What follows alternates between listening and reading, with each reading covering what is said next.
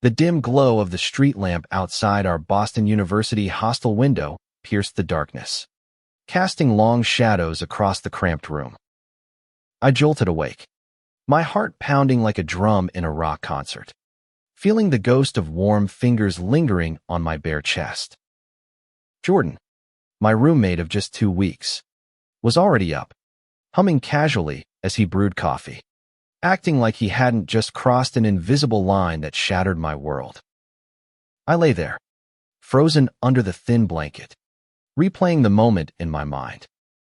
It wasn't aggressive, just a gentle, exploratory touch that sent electric shocks through my body. But why me? Why now? And why was he pretending it never happened, flashing that easy smile as if we were just two straight dudes sharing a space in the bustling city? My name is Alex Rivera, a freshman from a small town in Texas, escaping the suffocating expectations of my conservative family. I'd chosen BU for its vibrant, accepting vibe, hoping to figure out who I really was without the judgmental stares. Jordan Hayes, on the other hand, was the epitome of the all-American jock, tall, broad-shouldered, with a jawline that could cut glass and hazel eyes that sparkled with mischief. He was a sophomore majoring in business, always surrounded by friends, laughing loudly at parties. We were randomly assigned roommates, and from day one, there was this undercurrent of spark I couldn't quite name. That first night after the incident, I couldn't sleep. Every creak of the old wooden floorboards made me tense. Jordan crashed into bed late, smelling faintly of beer and cologne, muttering a quick night, dude, before snoring away. I stared at the ceiling, my mind racing. Was he gay? Bi? Or was it just a drunken mistake? The thought twisted my gut because, deep down, I'd felt something to a warmth that scared me more than anything. Morning came too soon. I dragged myself to the shared bathroom, splashing cold water on my face to wash away the confusion. Jordan was already at the tiny kitchenette, flipping pancakes like a pro. Want some, Alex? Made extra. His voice was light, casual, but I caught the flicker in his eyes when our gazes met, something unspoken, heavy. Sure, I mumbled, sitting across from him at the rickety table. The room felt smaller, the air thicker. We ate in silence at first, the only sounds the clink of forks and the distant hum of traffic on Commonwealth Avenue. Then, he started talking about his classes, his upcoming soccer game, anything but the elephant in the room. I nodded along, but my mind screamed questions. Finally, I couldn't hold it in. Jordan, about last night. I started, my voice barely above a whisper. He froze, fork midway to his mouth. What about it? Party was lame, right? He chuckled, but it didn't reach his eyes. I swallowed hard. No, I mean, in bed. I felt you. Whoa, dude. Must have been a dream or something. He cut me off, standing abruptly to rinse his plate. Gotta run to practice. See you later. The door slammed shut, leaving me alone with the echo of his denial. My chest ached, not just from the touch, but from the rejection that followed. Was I imagining the chemistry? The way he'd linger a second too long when handing me a towel, or how our knees brushed under the table without pulling away. Days blurred into a tense routine. We'd chat about superficial stuff, movies, food, the Red Sox game, but the unspoken hung between us like fog over the Charles River. I threw myself into my studies, joining a LGBTQ+ support group on campus to make sense of my feelings. There, I met Mia, a vibrant art major who became my confidant. Sounds like he's in denial, she said over coffee at the student union. Give him time, but don't let it mess with your head. But it did mess with me. One evening, after a long day of lectures, I returned to find Jordan pacing the room, phone in hand.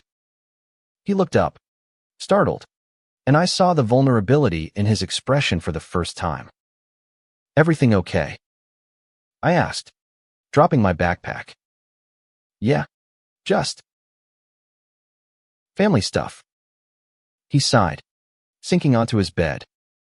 His parents were from a wealthy suburb in Connecticut, pressuring him to join the family business, date the right girls. He never talked about it much, but I sensed the weight. We ended up ordering pizza, watching a Netflix rom-com that ironically featured a gay subplot. Halfway through, our hands brushed reaching for a slice. Neither pulled away. The tension built, a silent storm brewing. As the credits rolled, Jordan turned to me. "Alex, about that night." My heart raced. "Yeah." He hesitated, then shook his head. "Never mind. Good night." Frustration boiled over. I grabbed his arm as he stood. "No. Say it. What happened?" He yanked away, eyes flashing. "Nothing. Drop it. Okay." But I couldn't. That confrontation sparked a chain of events that would change everything. The next week, campus buzzed with Pride Month preparations. Rainbow flags adorned buildings, and the air hummed with acceptance. I decided to attend a drag show at the student center, hoping for distraction. To my surprise, Jordan showed up too, alone in the crowd. We locked eyes across the room. He approached hesitantly. "Didn't expect to see you here." "Same," I replied, pulse quickening. We watched the performances, laughing at the witty banter. Afterward, walking back to the hostel under starry skies, the conversation flowed deeper. He opened up about his high school crushes and guys, hidden away. "My dad would disown me," he confessed, voice cracking. I shared my own story, the fear of coming out in Texas, the loneliness. For the first time, the walls crumbled. Back in the room, as we changed for bed, the air crackled with possibility. That night, I felt his hand again, not in sleep, but awake. Gentle, questioning. I turned to face him, and in that moment, denial shattered. Our lips met in a kiss that tasted of relief and fire. But dawn brought reality. Jordan pulled back, panic in his eyes. "This can't happen. I'm not. I can't be." He stormed out, leaving me reeling. The push-pull intensified. Stolen glances turned to heated arguments, passion clashing with fear. One rainy afternoon, I found him sitting on the fire escape, soaked and brooding. "Why are you fighting this?" I demanded. "Because it terrifies me," he admitted, tears mixing with rain. "But I can't pretend anymore. I think I'm falling for you, Alex." Those words ignited hope. We navigated the complexities coming out to friends, facing prejudices. Jordan's family visit loomed, a test of our budding relationship. During their stay, tension peaked. His father made homophobic jokes at dinner, unaware. Jordan squeezed my hand under the table, a silent vow. Later, alone, he whispered, "I'm done hiding." Our love blossomed amidst challenges, teaching us resilience and the beauty of authenticity. The weeks following Jordan's confession were a whirlwind of emotions, like riding a roller coaster through Boston's foggy mornings. We'd steal moments in the room, kisses that started tentative and grew fervent, hands exploring with newfound permission. But the pretense lingered outside our door. To the world, we were just roommates. I remember one crisp autumn day, leaves crunching underfoot as we walked along the Freedom Trail. Tourists snapped photos of historic sites, oblivious to our private revolution. Jordan's hand brushed mine, a daring public gesture. "This feels right," he murmured, and for a fleeting second, the weight lifted. Yet, shadows loomed. Rumors spread in his soccer team, whispers about us. One teammate, a burly guy named Mike, confronted him in the locker room. "Heard you're rooming with that queer kid. Watch your back, man." Jordan laughed it off, but later, he broke down in my arms. "What if they kick me off the team? Soccer's my life." "It's not your only life," I soothed, holding him close. "We can face this together." That night, passion overtook us. In the dim light, bodies entwined, we whispered promises. "I love you," he said, voice raw. It was the first time, and it mended cracks in my heart I didn't know existed. But love in secrecy bred paranoia. I'd catch Jordan staring at his phone, deleting messages from ex-girlfriends his parents pushed on him. "They want me to bring someone home for Thanksgiving," he confessed one evening over takeout Chinese. "Bring me," I half joked, but his silence stung. The climax came during a campus party. Booming music, red Solo cups everywhere. Jordan arrived with a girl on his arm, Sarah, a sorority type his mom adored. Jealousy surged through me like poison. I confronted him in a quiet corner. "What the hell, Jordan?" "It's just for show," he hissed. "To keep them off my back." "But it's killing me," I shot back, tears welling. He pulled me into a bathroom, locking the door. "I'm sorry. I can't lose you." Our argument dissolved into desperate kisses, but the damage was done. I stormed out, wandering the streets until dawn. The next day, he found me in a coffee shop near Fenway Park. I told Sarah it's over. For real this time. Relief washed over me, but trust frayed. We needed space, yet the room confined us. Midterms added stress. Sleepless nights studying. Bodies inches apart, but worlds away emotionally. One argument escalated. "You're ashamed of me." I yelled. "I'm ashamed of myself." He roared back. Silence followed, thick and oppressive. Then, he bridged the gap, pulling me into an embrace. "Let's make this official. Be my boyfriend." Joy exploded within me. Yes. Our relationship deepened. We attended pride events hand in hand, drawing strength from the community. Mia introduced us to her circle, where stories of struggle and triumph resonated.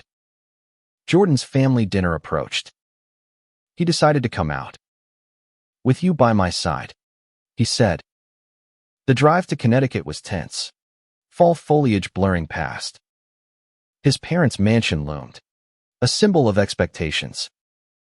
At the table, amid turkey and stuffing, Jordan cleared his throat. "Mom, Dad, I'm gay. And Alex is my boyfriend." Silence shattered. His father exploded. "This is a phase. You're throwing away your future." His mother cried, but Jordan stood firm. "This is my truth." We left early, but seeds were planted. Back in Boston, he received a text from his mom. "We love you. Give us time." Healing began.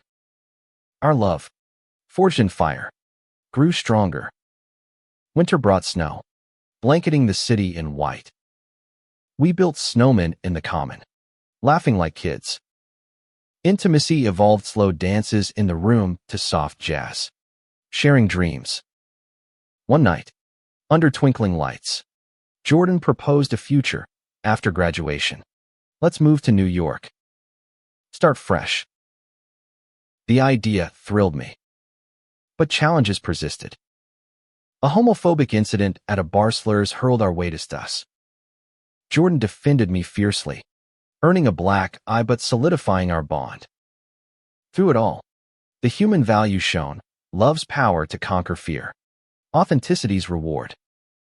As spring thawed Boston's icy grip, our relationship bloomed like the cherry blossoms along the river. Mornings started with coffee in bed, Jordan's arm draped over me, his breath warm on my neck. "You're my everything," he'd whisper, erasing doubts. Campus life integrated us seamlessly. We joined an LGBT advocacy group, organizing events that fostered inclusion. Jordan's soccer team, after initial tension, accepted him. Mike even apologized, sharing his own cousin's story. But personal demons lingered. I battled anxiety from my past, nightmares of family rejection. Jordan held me through them. "You're safe now," he'd say. A pivotal moment came during a weekend getaway to Cape Cod. Ocean waves crashed as we walked the beach, hand in hand. "Remember that first night?" Jordan asked, stopping to face me. "How could I forget? You touched me, then ghosted emotionally." He winced. I was terrified. But that touch. It was me admitting what I felt for months. We sat on the sand, watching the sunset paint the sky in pinks and oranges. "I love you more each day," I said. Back home, reality intruded. Jordan's father called, demanding he straighten up or lose funding. The ultimatum hit hard. "I won't choose," Jordan declared, hanging up. We scrimped, taking part-time jobs at a bookstore, him coaching kids soccer. Hardship bonded us further. Summer approached, with internships lined up. Mine in graphic design, his in marketing. Separation loomed in Chicago, him in DC. The night before my flight, emotions peaked. What if distance breaks us? I fretted. "It won't," he assured, pulling out a Ringa Simple band. "Promise me forever." Tears flowed. Yes.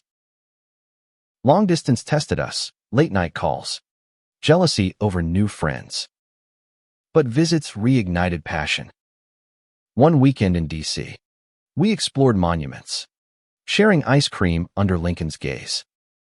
"This is use-enduring," Jordan said. Back in Boston for junior year, we moved to a small apartment off campus, ditching the hostel. Freedom amplified intimacy. Conflicts arose, petty arguments over chores, deeper ones about future plans. "I want kids someday," I admitted.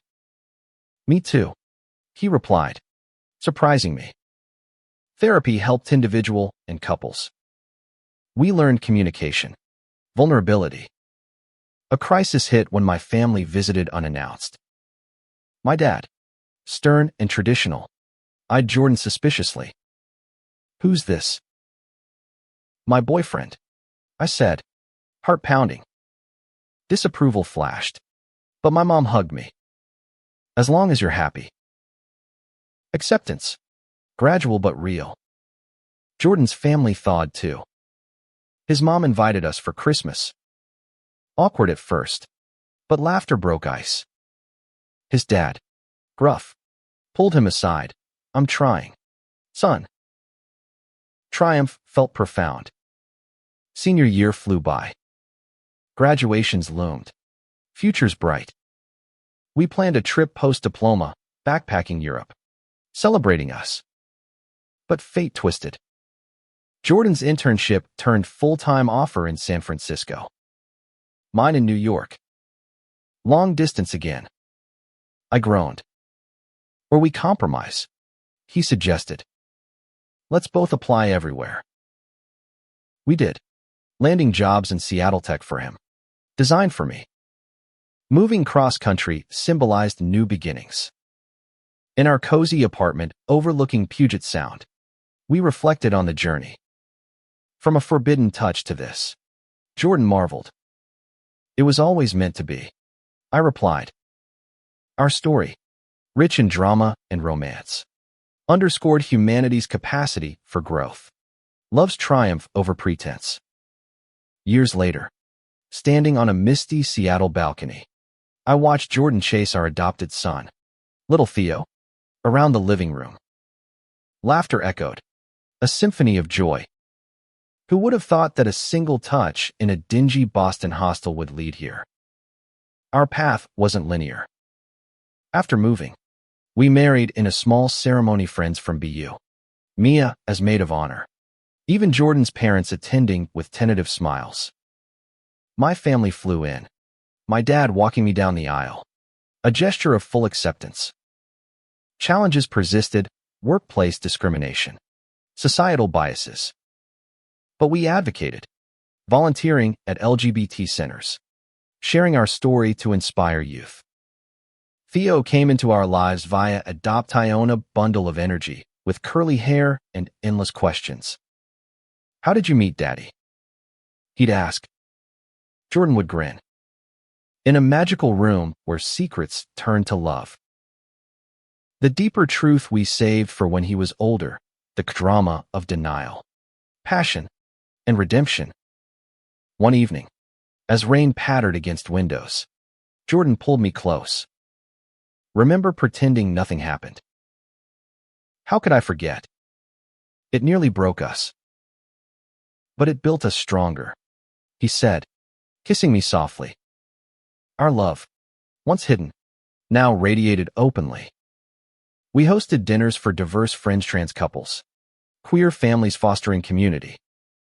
Professionally, we thrived, Jordan in sustainable business, me illustrating children's books with inclusive themes.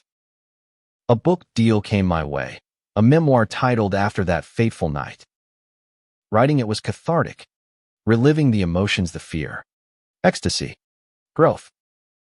Reviews praised its humanity, a testament to love's resilience. Jordan read drafts, tears in his eyes. I'm proud of us.